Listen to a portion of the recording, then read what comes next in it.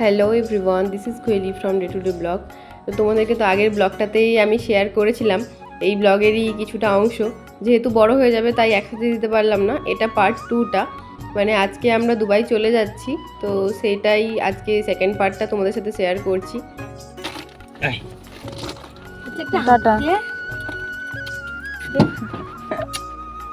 চলো আসি, আসি, সাবধানে থাকবেন সবাই।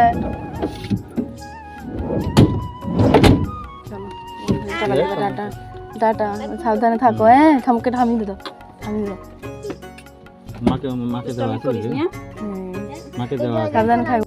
বাবিও ওর ছোট ছোট হাতগুলো দিয়ে টাটা করে সবাইকে বিদায় জানাচ্ছে। সত্যি এই মুহূর্তটা না অনেকটা কষ্টের। আসলে আমরা দেশ থেকে চলে যাওয়ার পর এগুলোই তো আমাদের কাছে স্মৃতি হয়ে রয়ে যাবে। চাইলেও না পারবো ওদেরকে ছুঁয়ে দেখতে, না পারবো ওদের কাছে যেতে। তো এই ভিডিওগুলোই বিদেশে গিয়ে আমাদের সম্বল।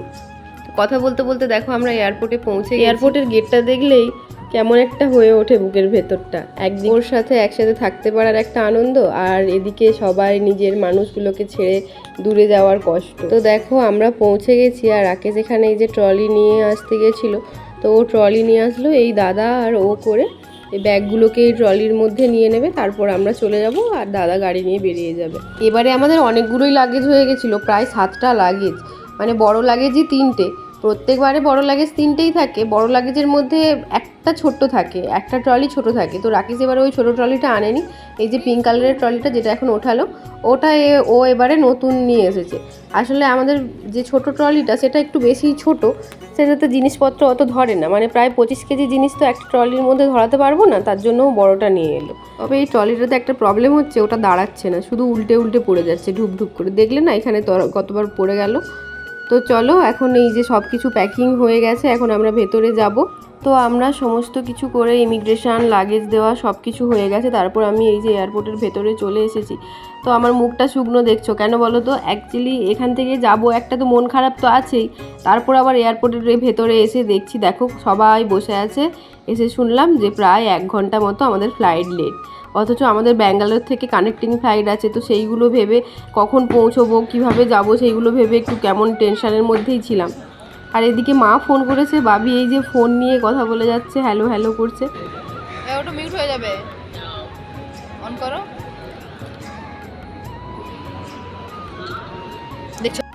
এয়ারপোর্টের ভেতরে এসে এত ঠান্ডা, বাপ বেটিতে দুজনে একবারে টুপি মুড়ি দিয়ে বসেছে, আর আমি এদিকে ভিডিও করছি বলে রাকেশ আবার টুপিটা খুলে দিল। তো আমাদের এবারের ফ্লাইট ছিল এয়ার ইন্ডিয়া এক্সপ্রেস, তো ওটাতেই আমরা যাচ্ছি। আর ওই দেখো দূরে যে রাস্তাটা দেখতে পাচ্ছ, ওই যে বক্সের মতো, তো ওটার মধ্যে দিয়েই আমরা এসেছি। তো আসার সময় তাড়াহুড়োর মধ্যে আর ভিডিও করিনি। তো দেখো আমরা ফ্লাইটের মধ্যে চলে এসেছি। আর বাবি তো সারা দিন তো ঘুমোয়নি, সেই সকালে ঘুমিয়েছিল, মানে উঠেছিল 8:30টার দিকে। তো তারপর আমাদের ফ্লাইট ছিল বিকেল 4:30তে, কিন্তু সেটা প্রায় 5:30, 5:45 মতো বাজিয়ে দিয়েছে। আর ও এখন এখানে এসে ঘুমিয়ে গেছে। তো তারপর আমাদের ফ্লাইটটা ছেড়ে দিয়েছে ফাইনালি। অনেকক্ষণ ওয়েট করতে হয়েছিল। আস্তে আস্তে প্লেনটা ওপরের দিকে উঠছে, আর আমরাও দেশ থেকে না, এখনও নিজের দেশেই থাকবো, নিজের রাজ্য থেকে বিদায় নিচ্ছি। আমরা প্রথমে এখন ব্যাঙ্গালোর যাব, ব্যাঙ্গালোর থেকে তারপর আবুধাবি। তো এবার যেহেতু ব্রেক জার্নি, তাই এইভাবেই যেতে হচ্ছে। প্লেনটা আস্তে আস্তে ওপরের দিকে উঠে যাচ্ছে, তোমরা বুঝতে পারছো নিশ্চয়ই। দেখো সব জিনিসগুলো কেমন ছোট হয়ে যাচ্ছে আস্তে আস্তে। ওপর থেকে নিচের দিকে সমস্ত প্লেন যেগুলো সব দাঁড়িয়ে থাকে, সেগুলো সবটা দেখা যাচ্ছে, কত সুন্দর লাগছে।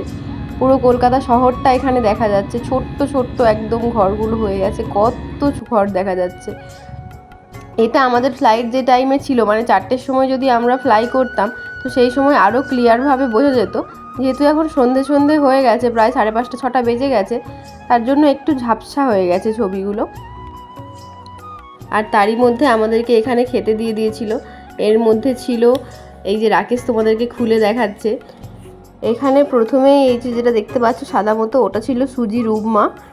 আর এদিকে এই বক্সটার মধ্যে ছিল ওই, এখানে যেটা লেখা ছিল আর কি, যে বড়া ছিল, আর মিনি ইডলি ছিল, একটু সাম্বার ছিল। আর এদিকে এই যে কেক দিয়েছে।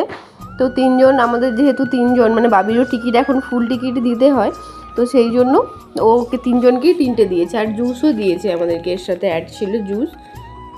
আর এইদিকে দিয়েছে 3টে জলের বোতল। তো এটাই আমাদেরকে টিফিন দিয়েছিল। তারপর বাবিও ঘুম থেকে উঠে গেছিলো, ওকেও একটু খাইয়ে নিচ্ছিলাম। ওকে এই যে একটু উপমাই খাওয়াচ্ছিলাম, যেহেতু আমাদের নাম্বার প্রায় টাইম হয়ে গেছে।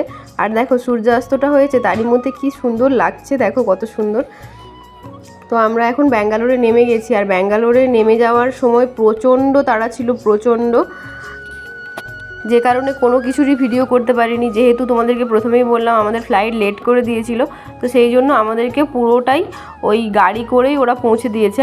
আমাদের কিছুটা অংশ হাঁটতে হয়েছিল, একটু দাঁড়িয়েছিলাম, তো পুরোটাই ওরা গাড়িতেই পৌঁছে দিয়েছে। আর ওখানে সমস্ত সিকিউরিটিরা ভীষণই ভালো ব্যবহার করেছে, যে কোথায় আবুধাবি যাচ্ছেন কি না আপনারা, সবাইকে ধরে ধরে ওরা পৌঁছে দিয়েছিল ফ্লাইটের কাছে। আর এই ফ্লাইটেও যেহেতু কানেক্টিং ফ্লাইট ছিল, তো সেই জন্য আমাদেরকে এই ফ্লাইটেও সেম খাবারই দিয়েছিল। এই যে সেটাতে তো খুলে ইডলিটা দেখাতে পারিনি, এই দেখো এর মধ্যে ছিল মিনি ইডলি ছিল, সাম্বার ছিল আর বড়া ছিল, আর এদিকেও ছিল উপমা। তবে এই উপমাটার থেকে ওইখানের উপমা যেটা দিয়েছিল সেটা অনেক টেস্টি ছিল। আর আমরা এই যে নেমে গেছি আবুধাবিতে। তো এখন লাগেজ নেওয়ার পালা। তো রাকেশ, আমরা সবাই ওয়েট করছি, ওর লাগেজগুলো তুলছে। আমি একটা ট্রলি নিয়ে এলাম, ওর মধ্যে আমরা সমস্ত লাগেজগুলোকে নিয়ে এবার বেরিয়ে যাব।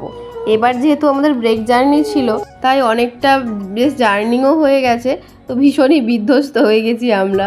এইটা নাকি এইটা এইগুলো এইটা এই তো মনে হচ্ছে নাকি নতুন ব্যাগটার কি অবস্থা হয়েছে গো।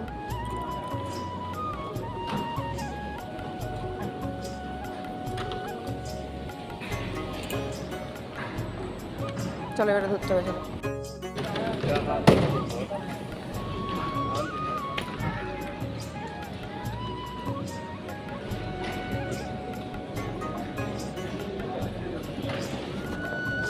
আসলে এই লাগেজগুলো নিয়ে আসি ঠিকই অনেকগুলো করে, তেমন একটা বইতে হয় না, তবুও যেটুকু এই যে ওঠানো নামানো এগুলো রাকেশকেই করতে হয়। ওর এগুলো একটু চাপ হয়ে যায়, ব্যাগগুলো ভীষণই ভারী থাকে, মানে প্রায় এক একটা ধরো 27 কেজি 28 কেজি এরকম করে থাকে। তো যেহেতু আমাদের এবারে এটা ছিল 75 কেজি, মানে যেগুলো বড় লাগেজ ছিল সেগুলো 25 কেজি করে 75 কেজি ছিল, আর বাকিগুলো 30 কেজি ছিল, মানে 10 কেজি করে আমরা নিতে পারতাম। তো সব একটা ব্যাগে তো 25 কেজি পুরো ঢোকানো সম্ভব না, যেটা যেরকম হয়েছে কম বেশি করে সব নেওয়া হয়েছে। আর রাকেশ আগে আগে চলে গেছে বলে বাবিও ছুট লাগিয়েছে। তো দেখো আমরা চলে এসেছি এয়ারপোর্ট থেকে বেরিয়ে, ওখান থেকে বাসে করে 2 ঘন্টা এলাম দুবাই। তারপর আবার দুবাই থেকে ট্যাক্সি ধরে আমরা যেখানে রুম নেওয়া হয়েছে সেখানে রুমের কাছে চলে এলাম। তো এই দেখো এটা হচ্ছে আমাদের অ্যাপার্টমেন্ট। তো রাকেশ সব ট্রলিগুলো নিয়ে যাচ্ছে। তো একদম চলেই এসেছি। আমরা তো আগে আবুধাবিতে থাকতাম, এবারে এসেছি আমরা শারজাতে, মানে দুবাই থেকে একদমই সামনে। তো আমরা দুবাই বর্ডারের কাছেই একদম আছি, মানে আমরা এখানে থাকছি শারজাতে ঠিকই, কিন্তু আমাদেরকে যেতে হবে বাজারের জন্য দুবাইতে। তো দেখো ফাইনালি আমরা ঘরের মধ্যে পৌঁছে গেছি। আর এটা হলো আমাদের রুম, এটা ভীষণ পছন্দ হয়েছে আমার, একটা বড় রুম। আর ওইদিকে যেটা পর্দা দেওয়া আছে দেখলে, ওই সাইড আছে ব্যালকনি। তো রুমটা আমার ভীষণই পছন্দ হয়েছে। আর এই যে রাকেশ তো শিফট হয়েছে নতুন এখানে, তো সব জিনিসগুলোকে নিয়ে এসে বাইরে রেখে দিয়েছে, এগুলো আমাকে এখন গোছাতে হবে। তো চলো তাহলে আজকের ব্লগটা এখানেই শেষ করছি, দেখা হচ্ছে নেক্সট ভিডিও। সবাই ভালো থেকো, সুস্থ থেকো, টাটা।